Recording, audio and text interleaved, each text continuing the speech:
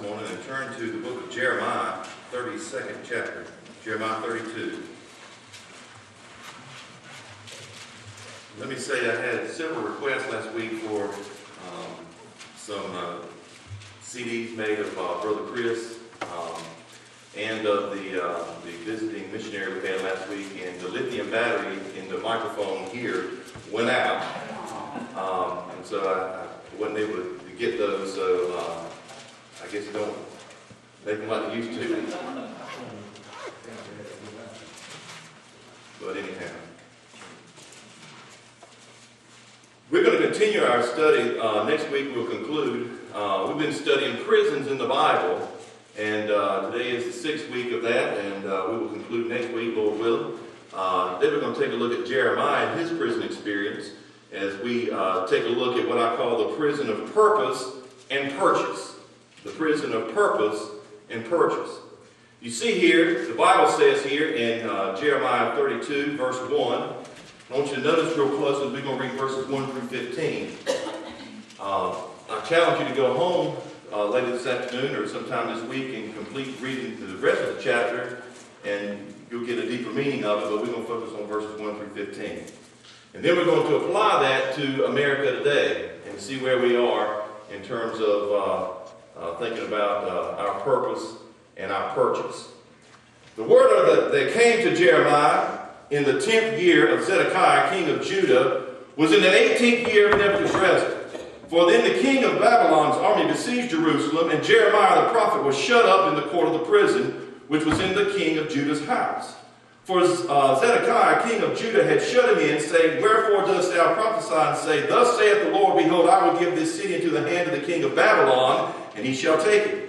And Zedekiah, king of Judah, shall not escape out of the hand of the Chaldeans, but shall surely be delivered into the hand of the king of Babylon, and shall speak with him mouth to mouth, and his eyes shall behold his eyes. And he shall lead Zedekiah to Babylon, and there shall be unto him until I visit him, saith the Lord. Though ye fight with the Chaldeans, ye shall not prosper.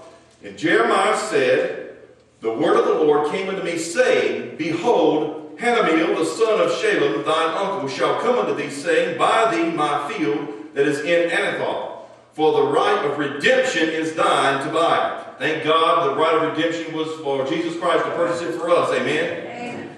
So Hanameel, mine uncle's son, came to me in a court of the prison according to the word of the Lord. Notice that's capital L-O-R-D. And said unto me, Buy my field, I pray thee, that is in Anathoth, which is in the country of Benjamin, for the right of inheritance is thine. And redemption is thine, buy it for thyself. Then I knew that this was the word of the Lord. And I bought the field of Hanameel, my uncle's son, that was in Anathoth, and weighed him the money, even 17 shekels of silver. Now here's what I want you to focus on from 10 to 15. Notice it real good, because I'm going to be harping on it real hard today here. And I subscribed the evidence and sealed it. And I subscribed the evidence and sealed it, and took witnesses, and weighed him the money in the balances. So I took the evidence of the purchase, both that which was sealed according to the law and custom, and that which was open. And I gave the evidence of the purchase unto Baruch, the son of Neriah, the son of Messiah, in the sight of Hanameel, my uncle's son, in the presence of witnesses that subscribed the book of the purchase. Boy, did I tell you what, there's a book of the purchase upstairs now, I'm telling you. Amen. All right? You lay on the book of life, amen? Amen? Before all the Jews that sat in the court of the prison. And I charged Baruch before them, saying, Thus saith the Lord of hosts, the God of Israel, Take these evidences, this evidence of the purchase, both of which is sealed, and this evidence which is open, and put them in an earthen vessel, that they may continue many days. For thus saith the Lord of hosts, the God of Israel, notice houses and fields and vineyards shall be possessed again in this land. Let's pray. Dear Heavenly Father, Lord, we thank you, Lord, for a moment to read your word and a moment to study your word this morning, Lord. Lord, I would ask, Lord, that you would have me go in the direction of this lesson that you'd have me to go, Lord. There's so many directions that one can take, Lord, but I just pray that you would lead this lesson. In Jesus' name, amen. And I've studied this, and there are lots of ways this lesson could go. But the bottom line here is that we're going to study the prison of purchase and purpose, or purpose and purchase. You know, when we got saved, before we got saved, we were in a prison. We've been talking about that in weeks past. You see, but when God saved us, and I like Brother Melvin gives, I think, one of the best illustrations, is that he bought us off a slave block. That's right. You see, and he did. And when he purchased us, what is our evidence of the purchase? In other words, make it personal. We're saved, but what is our evidence of the purchase? We know the evidence God gave us. His Son died and rose again on the third day. I'm not questioning that. What I'm saying is, in our lives, in my life, what is the evidence of the purchase? About 4 or 5 times there, he talked about evidence of the purchase. Sealing, the evidence of the purchase. The evidence of the purchase. And I want us to think about that today as we go through this lesson, the prison of purpose and purchase. You see, we talked about in weeks past that our God is a mysterious God, and He is. And I'm glad He's mysterious. Amen? I'm glad our God is a mysterious God. He works in His way. The Bible says in Isaiah 55:8, verses 9, He says, "For my thoughts are what? Not your thoughts, neither are my ways your ways, saith the Lord. For as the heavens are higher than the earth, so are my ways higher than your ways, and my thoughts than your thoughts." We can't comprehend God. I don't know why sometimes in my life things happen. I don't know why sometimes things happen in your life. But there's a reason for it. And it may be a prison, but you know what? The prison is just for me. People say, well, I don't understand, Brother Marty, about Job, what happened with Job. I don't understand all that happened. I mean, just chapter after chapter of misery and despair, it seems like, but yet he never once forsook the Lord, did he? No. Not once. You know why? God put Job in that book for our comfort.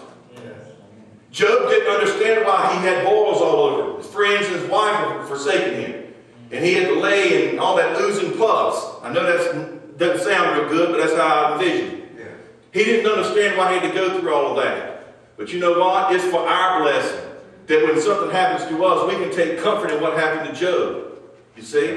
That's why the Bible put Job in one of the 66 books of the Bible, I believe.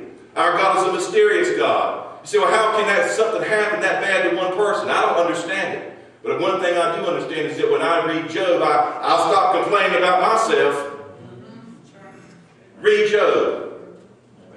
We think we got it bad. Aches and pains and pink eye, sometimes I get, and red eye and everything else. We get an ailment, an ache and a pain. Look at Job. He suffered. He truly suffered. Look at the Christians in past history whose head got cut off and they were burned at the stake. We see evidence of the purchase. Well, let's look at one thing here. Let's look at number one, the prison can be a place of confusion. And we talked about that in weeks past some. But when we're in that evidence of confusion, when we're in that state of confusion about the prison that we're in, and we don't know why God is doing what He's doing, and we have question after question after question of why we got to suffer, or why did this family member listen to us? Why did this family member get saved? The question is, in our life, what is our evidence of the purchase? See, when we're in a prison of purpose, God wants to see some evidence of the purchase. You see, that's how I see it. Not that we have to do that to be saved, but we should do it because we are saved. You see, some evidence. Circumstances can be confusing. 7-year-old boy, I did not understand why my mama died. I was confused. I was in a state of confusion. I've shared that in many weeks past. You see, I've shared that in many weeks past. We look at Job. Look at Jeremiah. If you read Jeremiah, study Jeremiah, you notice that in Jeremiah 16, he had been denied the comforts of his love and family. I'm going to abbreviate this so I can make a point. Then we notice in Jeremiah 15:10, around that place, he had been denied the comforts of encouragement and friendship. You see, Jeremiah preached and stood the truth, but not a one person said, "Good job, Jeremiah." How many of that? "Good job, Brother Al." Sometimes when you cut hair, you like people to say, "Good job," right? Not only with that, but with a little tip there. You always have to make it right? Yeah. But see, the thing is, nobody said that to Jeremiah. Jeremiah had a ministry, I believe it was about 50 years, and I don't remember reading in this Bible about many converts.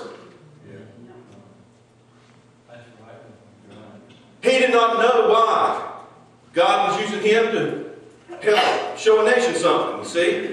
Circumstances of life.